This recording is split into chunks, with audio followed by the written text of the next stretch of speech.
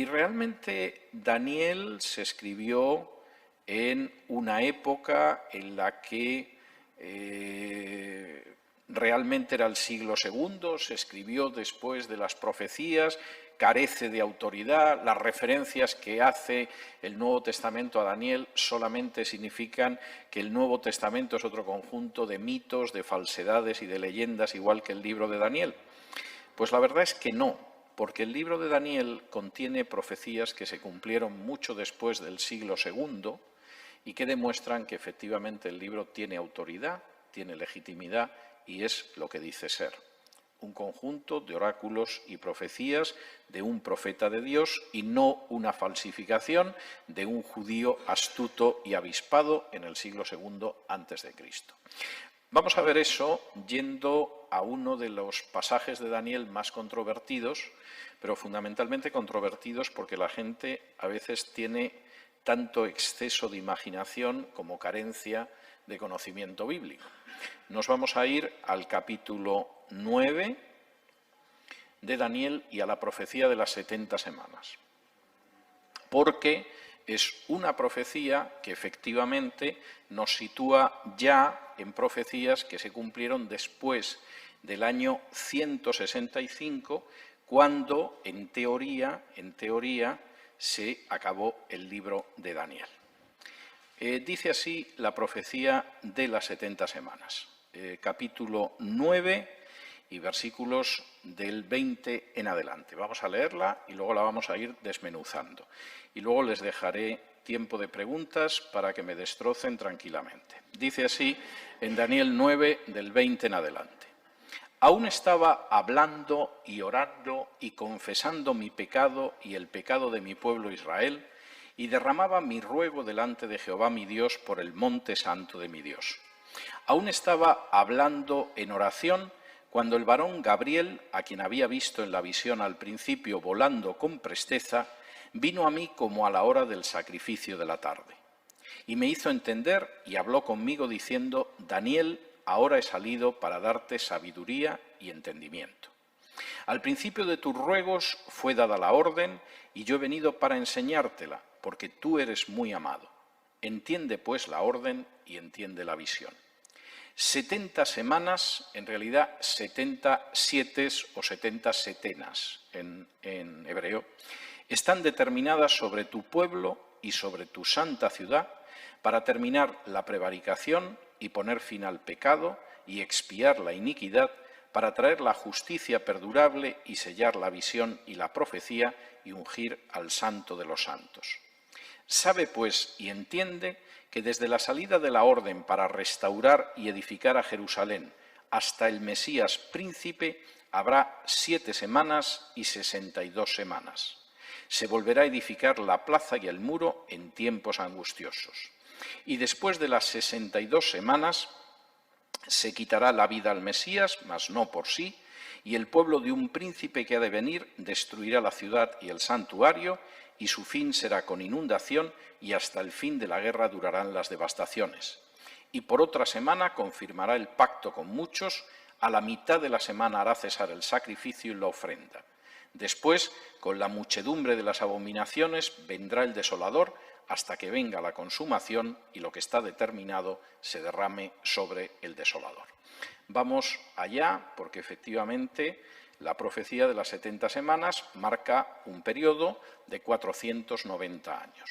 Y van a suceder una serie de cuestiones y efectivamente lo que es importante es que, como dice el versículo 24, en ese periodo se acabará la prevaricación, se pondrá fin al pecado, se expiará la iniquidad, se traerá la justicia perdurable, se sellará la visión y la profecía y se ungirá al santo de los santos. La primera parte de las 70 semanas es bastante sencilla, porque, como dice aquí, desde la salida de la orden para restaurar y edificar a Jerusalén hasta el Mesías príncipe, habrá 7 semanas y 62 semanas. Es decir, 7 más 62 son 69. Si contamos 69 semanas, teniendo en cuenta que cada día es un año, 69 semanas son igual a ¿cuántos años? 69 por 7, que no es tan difícil.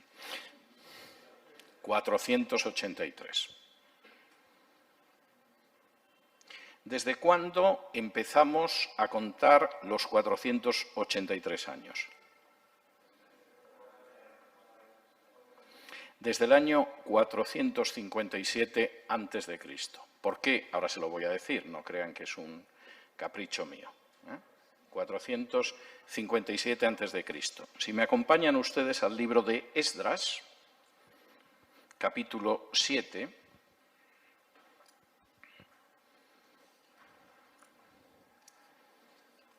Esdras, capítulo 7,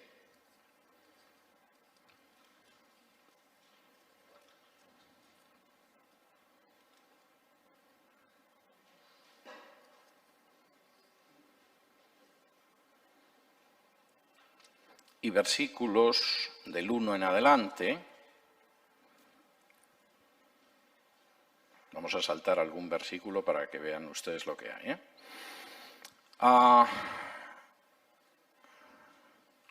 Que es el inicio de la reconstrucción según las órdenes de Artajerjes, dice así. Esdras capítulo 7 y versículos del 1 en adelante. Pasadas estas cosas, en el reinado de Artajerjes, rey de Persia, Esdras, hijo de Seraías, hijo de Azarías, hijo de Hilcías, vamos a saltarnos, por supuesto, el resto de hijos, versículo 5, este Esdras subió de Babilonia. Era escriba diligente en la ley de Moisés que Jehová, Dios de Israel, había dado, y le concedió el rey todo lo que pidió, porque la mano de Jehová su Dios estaba sobre Esdras. Y con él subieron a Jerusalén algunos de los hijos de Israel y de los sacerdotes, levitas, cantores, porteros y sirvientes del templo, en el 7º año del rey Artajerjes. Y llegó a Jerusalén en el mes 5 del año 7º, porque el día 1 del primer mes fue el principio de la partida de Babilonia, y el 1 del mes 5 llegó a Jerusalén, estando con él la buena mano de Dios, porque Esdras había preparado su corazón para inquirir la ley de Jehová y para cumplirla y para enseñar en Israel sus estatutos y decretos. Esta es la copia de la carta que dio el rey Artajerjes al sacerdote Esdras, escriba versado en los mandamientos de Jehová y en sus estatutos de Israel. Artajerjes, rey de reyes, a Esdras, sacerdote y escriba erudito en la ley del Dios del cielo, paz. Por mí es dada orden que todo aquel en mi reino del pueblo de Israel y de sus sacerdotes y levitas que quiera ir contigo a Jerusalén, vaya, porque de parte del rey y sus 7 consejeros eres enviado a visitar Judea y Jerusalén conforme a la ley de tu Dios que está en tu mano, y a llevar la plata y el oro que el rey y sus consejeros voluntariamente ofrecen al Dios de Israel, cuya morada está en Jerusalén. Y toda la plata y el oro que halles en toda la provincia de Babilonia, con las ofrendas voluntarias del pueblo y de los sacerdotes que voluntariamente ofrecieron para la casa de su Dios, la cual está en Jerusalén. Bien, a partir de aquí sigue dando una serie de disposiciones, pero la orden es para volver al servicio del santuario. No solo le da la libertad, sino que permite que vayan con él, que lleven el dinero que necesiten, etcétera, etcétera, etcétera. 7º año del rey Artajerjes, 457 a.C. Sabemos que es la fecha, porque efectivamente la misma Biblia señala cuándo se produce. Si a 483 años, que son las 69 semanas, le quitamos 457 desde antes de Cristo, ¿qué año nos sale? Nos sale el 26 después de Cristo, no les voy a complicar la existencia. 26 después de Cristo. Hay 483 años. Empezamos a contar desde el 457 a.C., que es cuando se produce la orden de Artajerjes para que Esdras vaya, reconstruya, etcétera, etcétera, y llegamos al 26 después de Cristo. ¿Qué pasó el 26 después de Cristo? No lo saben ustedes, pero yo tengo que preguntárselo, es mi obligación. El año 26 después de Cristo, que es cuando acaba la semana 69, es decir, es justo cuando acaba la semana 69 y tiene que empezar la 70, el año 26 después de Cristo es el año 15 del emperador romano Tiberio. ¿Alguien recuerda qué pasó el año 15 del emperador romano Tiberio? Acompáñenme a Lucas capítulo 3, porque es enormemente interesante. Esto es mucho después del 165 y, sin embargo, la Biblia era enormemente clara acerca de lo que iba a suceder siglos después. Lucas capítulo 3 y versículo 1. Fíjense lo que dice. En el año 15 del imperio de Tiberio César, siendo gobernador de Judea Poncio Pilato, y Herodes, tetrarca de Galilea, y su hermano Felipe, tetrarca de Iturea y de la provincia de Traconite, y Lisanias, tetrarca de Abilinia, y siendo sumos sacerdotes Anás y Caifás, vino palabra de Dios a Juan, hijo de Zacarías, en el desierto, y él fue por toda la región contigua al Jordán, predicando el bautismo de arrepentimiento para perdón de pecados. En el 26 después de Cristo. A los pocos meses, como dice la profecía de las 70 semanas, apareció el Mesías príncipe, Jesús de Nazaret. Ahora, fíjense porque esto es enormemente importante. La Biblia da, entre las más de 300 profecías mesiánicas que se cumplieron en Jesús, da algunas donde además identifica la época en que tenía que aparecer el Mesías. La primera de esas profecías está en el libro de Génesis, cuando Jacob está bendiciendo a los 12 patriarcas y le dice a Judá que en un momento determinado, cuando el cetro, es decir, la realeza, no fuera de Judá, aparecería el Silo. El Silo era el Mesías. ¿Qué rey está reinando cuando nace Jesús? Herodes. ¿Era Herodes de la tribu de Judá? No, era un idumeo. El único momento en que la corona de Israel no descansó en un judío, que era cuando tenía que aparecer el Mesías, fue durante el reinado de Herodes el Grande. Jesús nació durante el reinado de Herodes el Grande. Pero aparte de eso, el libro de Daniel es muy claro sobre cuándo tenía que aparecer el Mesías príncipe. En el año 26 después de Cristo, justo cuando concluye la semana 69, tenía que aparecer el Mesías príncipe. O el Mesías príncipe apareció en el año 26 o no esperen ustedes que aparezca. Desde luego, en el caso de los judíos que siguen esperando que aparezca el Mesías, van con bastante retraso. Y es curioso que en alguna discusión rabínica del Talmud se cita al profeta Daniel y se dice en esa época tenía que aparecer el Mesías, pero por razones que no entendemos no apareció. No, sí apareció, no quisisteis recibirlo, es una cosa muy distinta. Pero fíjense que la profecía en este sentido es muy clara. Año 26. ¿Qué sucede después de la aparición? Bueno, los que creen que por alguna razón absolutamente inexplicable, después de la semana 69 se para la profecía de las semanas y milenios después continúa, pues evidentemente dirán que ahí queda, pero no es lo que dice la profecía de las 70 semanas. La profecía de las 70 semanas dice que después de la semana 69 viene la semana 70. Y, precisamente, en ese tiempo se quita la vida al Mesías.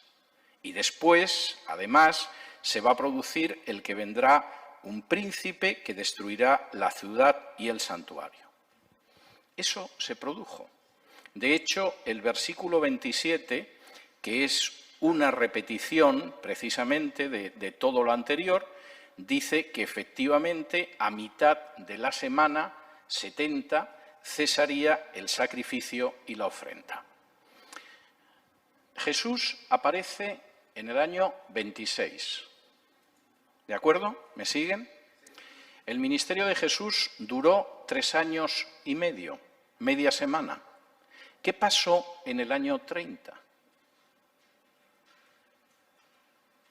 Jesús es crucificado y no es necesario el sistema de sacrificios del templo. Como dice muy claramente el Evangelio, en el momento en el que Jesús murió en la cruz, se rasgó el velo del templo.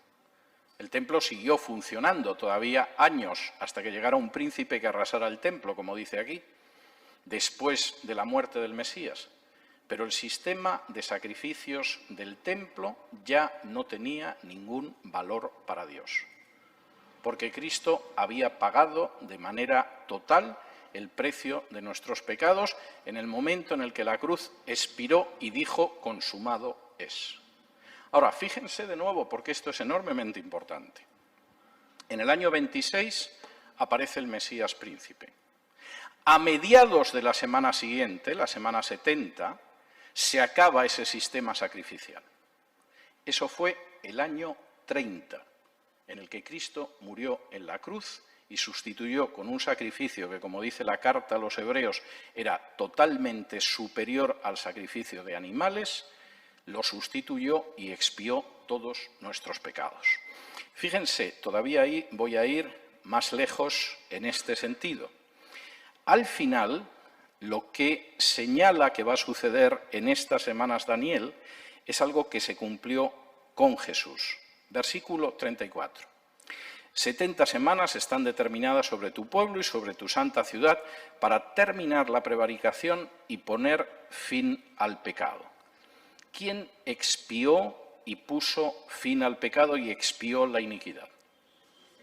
Si me acompañan ustedes a Hebreos, capítulo 9, y vamos a ver los versículos del 21 al 28, salvo que lleguemos a la conclusión de que va a haber un anticristo futuro en la semana 70 que va a expiar la iniquidad, pero creo que eso es realmente complicado. Hebreos, capítulo 9,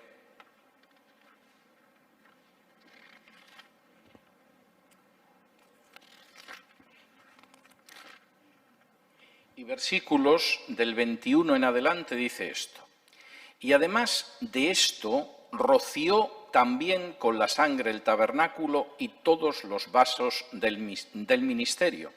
Y casi todo es purificado según la ley con sangre, y sin derramamiento de sangre no se hace remisión. Fue pues necesario que las figuras de las cosas celestiales fuesen purificadas así, pero las cosas celestiales mismas con mejores sacrificios que estos.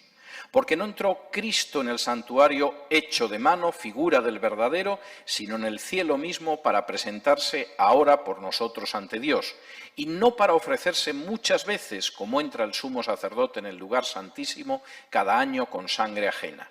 De otra manera, le hubiera sido necesario padecer muchas veces desde el principio del mundo, pero ahora, en la consumación de los siglos, se presentó una vez para siempre por el sacrificio de sí mismo para quitar de en medio el pecado. Y de la manera que está establecido para los hombres que mueran una sola vez y después de esto el juicio, así también Cristo fue ofrecido una sola vez para llevar los pecados de muchos y aparecerá por segunda vez sin relación con el pecado para salvar a los que le esperan.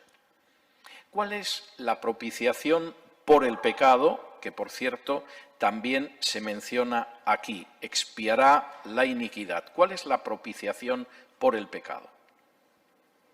¿Quién es la propiciación por el pecado? Para ponérselo más fácil. Bien, vamos a ir a Romanos capítulo 3, donde de nuevo Pablo desarrolla esa misma idea. Romanos capítulo 3,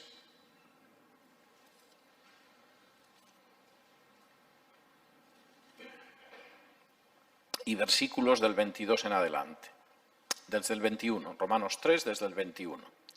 Pero ahora, aparte de la ley, se ha manifestado la justicia de Dios, testificada por la ley y por los profetas. La justicia de Dios por medio de la fe en Jesucristo para todos los que creen en Él, porque no hay diferencia por cuanto todos pecaron y están destituidos de la gloria de Dios, siendo justificados gratuitamente por su gracia mediante la redención que es en Cristo Jesús, a quien Dios puso como propiciación por medio de la fe en su sangre para manifestar su justicia a causa de haber pasado por alto en su paciencia los pecados pasados, con la mira de manifestar en este tiempo su justicia, a fin de que Él sea el justo y el que justifica al que es de la fe de Jesús. ¿Dónde pues está la jactancia? Queda excluida. ¿Por cuál ley? ¿Por las de las obras? No, sino por la ley de la fe. Concluimos, pues, que el hombre es justificado por la fe sin las obras de la ley. No solamente en la profecía de las 70 semanas se habla de que efectivamente terminaría la prevaricación, expiaría la iniquidad, traería la justicia perdurable, que es a través de la fe, dice que sellaría la visión y la profecía. ¿Quién sella la visión y la profecía? Jesús. Si me acompañan de nuevo a la carta a los Hebreos, aparece una afirmación que se suele pasar por alto, pero es enormemente importante. Y además yo diría que es un golpe letal para todos aquellos que creen que han ido apareciendo nuevos dogmas a través de la tradición. Si me acompañan a Hebreos, capítulo 1, fíjense en la afirmación que aparece, porque es una afirmación tremenda. Hebreos, capítulo 1. Dice así: Dios, habiendo hablado muchas veces y de muchas maneras en otro tiempo a los padres por los profetas, en estos postreros días nos ha hablado por el Hijo, a quien constituyó heredero de todo y por quien asimismo hizo el universo.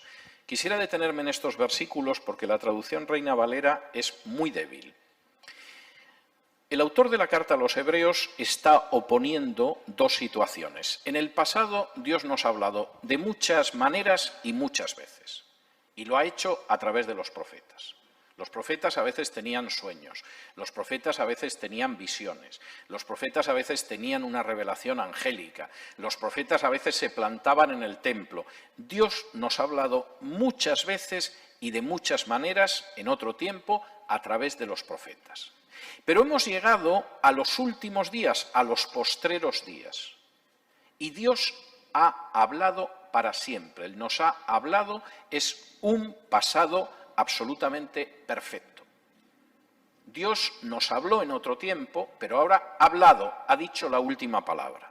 Aquí se traduce por el Hijo, pero literalmente en griego dice en Hijo. Dios como Hijo, Dios en su persona del Hijo, ha hablado y ha hablado totalmente. En el pasado hemos tenido muchas revelaciones. De pronto Dios se le aparecía a Abraham y le decía: no te preocupes que vas a tener una descendencia. Se le aparecía a Moisés desde la zarza ardiente. Se le aparecía a Salomón después de que hubiera consagrado el templo. Eran revelaciones parciales de muchas maneras y en muchas ocasiones. Y el autor de la carta a los Hebreos dice: eso se ha terminado. Dios ha hablado ya de manera definitiva, porque no ha enviado a un profeta. No se ha aparecido en sueños, no ha vuelto a manifestarse en la zarza ardiente, ha hablado en Hijo. El Hijo era el mismo Dios que efectivamente estaba hablando de manera definitiva. Y esto sella la visión y sella los profetas. Por supuesto hay un ministerio de profetas, hay gente que tiene visiones, etc. Pero ya la revelación no es una revelación muchas veces, de muchas maneras, a través de los profetas. Dios ha hablado en Hijo, como Hijo. Y es tremendo porque todo este primer capítulo de la carta a los Hebreos es para dejar claro que el Hijo no es un personaje inferior. No es, como creen los testigos de Jehová, un Dios o un ser más pequeño o una criatura. Es como Dios ha hablado, porque es Dios en Hijo. Por ejemplo, fíjense en ese mismo capítulo de Hebreos, capítulo 1 y versículo 6. Y otra vez, cuando introduce al primogénito en el mundo, dice: adórenle todos los ángeles de Dios. ¿Cómo adorarían los ángeles de Dios a una simple criatura, por muy poderosa que fuera? O versículo 8. Mas del Hijo dice: tu trono, oh Dios, por el siglo del siglo, cetro de equidad es el cetro de tu reino. Oh Dios, no una especie de diosecillo o de criatura poderosa, o como sostienen los testigos de Jehová y los adventistas del séptimo día, el arcángel Miguel. No, tu trono, oh Dios. Y fíjense en el versículo 10, porque también está hablando del Hijo y además está citando un pasaje del Antiguo Testamento, concretamente el Salmo 102. Tú, oh Señor, en el principio fundaste la tierra y los cielos son obra de tus manos. Ellos perecerán, mas tú permaneces, y todos ellos se envejecerán como una vestidura, y como un vestido los envolverás y serán mudados. Pero tú eres el mismo y tus años no acabarán. El carpintero que venía de Galilea, que según la profecía de Isaías 53 es alguien a quien no consideraríamos, porque si hubiera entrado en Jerusalén a caballo y seguido de un ejército, pues seguramente nuestro entusiasmo hubiera durado más tiempo, pero cumplió la profecía y entró humilde y pacífico montado en un asno. Ese que no tenía una apariencia atractiva era Dios. Y era precisamente en Hijo como Dios sellaba la profecía, como Dios sellaba la visión, como iba a llevar a cabo la expiación y al final la purificación del santo de los santos. No solamente porque Jesús limpiara el templo, sino porque realmente su sacrificio era un sacrificio muy superior a los sacrificios de la ley, que ponía fin a los sacrificios de la ley y que además dejaba muy claro que con esa sola ofrenda hizo perfectos para siempre a los santificados, como dice precisamente la carta a los hebreos. Y no hay más ofrenda por el pecado. Lo que vendría después de una generación, que generalmente es el tiempo que Dios da a una nación para arrepentirse. Jesús fue crucificado en el año 30, una generación dura 40 años, lo que nos lleva al año 70. ¿En qué año fue destruido Jerusalén y arrasado el templo? En el año 70. Cuando concluyó eso, como dice la profecía de las 70 semanas, apareció un príncipe extraño que arrasó el templo y el santuario.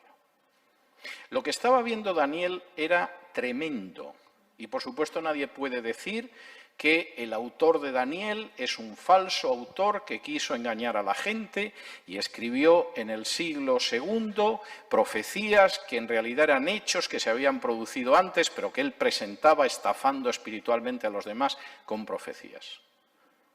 Por supuesto que Daniel vivió en el siglo VI a.C., describió toda la lucha entre Grecia y Roma en el capítulo 8, en los capítulos 10 y 11, describe esos enfrentamientos entre los sucesores de Alejandro Magno, pero esta profecía es tremenda. Y lo que Dios le está diciendo, además, a Daniel es tremendo. Hay un momento en que efectivamente a ti te preocupa, has estado orando por tu pueblo, preguntándote cuándo vamos a volver a la tierra, se va a reconstruir el templo, ¿qué va a suceder? Bueno, tienes que saber que sí, va a haber una orden y efectivamente el pueblo de Israel va a regresar a la tierra y va a reconstruir el templo. Pero eso no es lo importante. Porque en un momento determinado, desde que se dé la orden para reconstruir el templo, pasarán esas 69 semanas y aparecerá el Mesías. Y Daniel, tengo que decirte algo que seguramente te va a doler en el fondo de tu alma como judío. Van a matar al Mesías. Y además lo tremendo es que cuando maten al Mesías será precisamente 3 años y medio, a mitad de la semana última, de la 70 semana, pero no te preocupes, porque aunque luego, después de la muerte del Mesías, llegará un príncipe que acabará con el santuario cuya reconstrucción tú quieres y con el sistema de templos que tú conociste cuando eras jovencito, etcétera, etcétera, lo que va a venir va a ser mucho más maravilloso. Porque ese Mesías instituirá por primera vez algo que acabará con la iniquidad. Y llevará a cabo un sacrificio superior a todos los sacrificios anteriores y que lo sustituye totalmente. Y además significará el final de las revelaciones y de las profecías. Tú todavía recibes eso. Con el Rey Mesías, Dios hablará en hijo como hijo. Y lo que vendrá será algo que purificará el santuario, porque será el santuario celestial en el cual presentará su sacrificio el príncipe Mesías, y es un sacrificio hecho una vez y para siempre.